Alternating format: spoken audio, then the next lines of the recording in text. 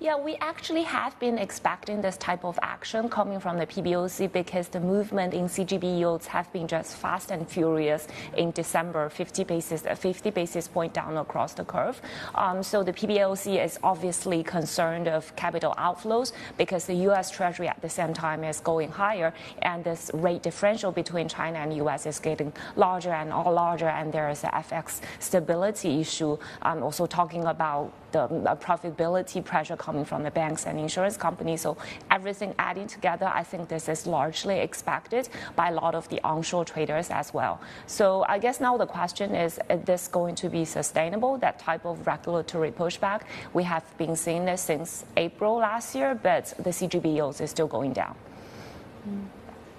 How much lower, how much downside would you give to the yields? Because it's not like the yields can't go down to zero, right? Yes. And obviously a floor has been put in place. There's a lot of interest institutionally to buy up these bonds because the default risk is next to nothing. Correct. Yeah, and just to throw a couple of numbers out there as far as expectations are concerned, I think HSBC said that they were looking at 1.2% on the 10-year this year, and then I was speaking to Vincent Chan earlier this week about how he believes we could see sub 1% on the 10-year in 2025 if the economy does not respond, and we could be sub 2% for 2 years in that case. Would you subscribe to that view? I think there's further downside to yields. I think 20 to 30 basis point is not very hard to achieve because in my view, I think China rates should be structurally lower.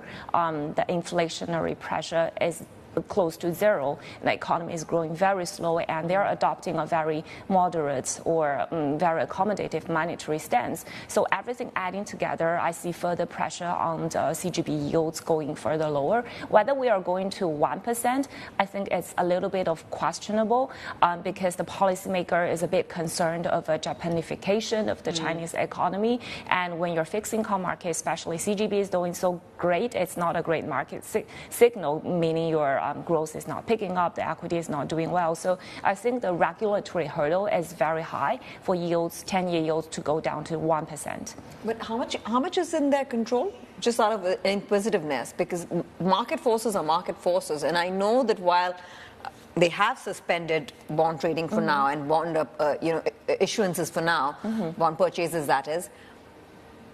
I wonder if they can actually intervene in the market so as to orchestrate the market that much. I think not so much in terms of PBOC buying power. What they have been doing is buying at the short end, but that's only that much the PBOC could do. So they're flattening the curve. They are trying to, not really, they are trying to buy in the short end because it's easier to do it in the market versus doing the long end, and you don't really have that much of supply in the market, in the secondary market at the long end.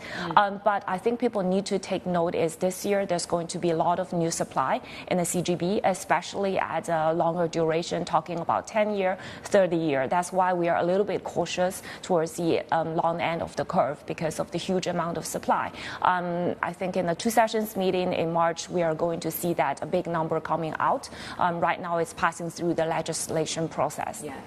What do you expect that to be?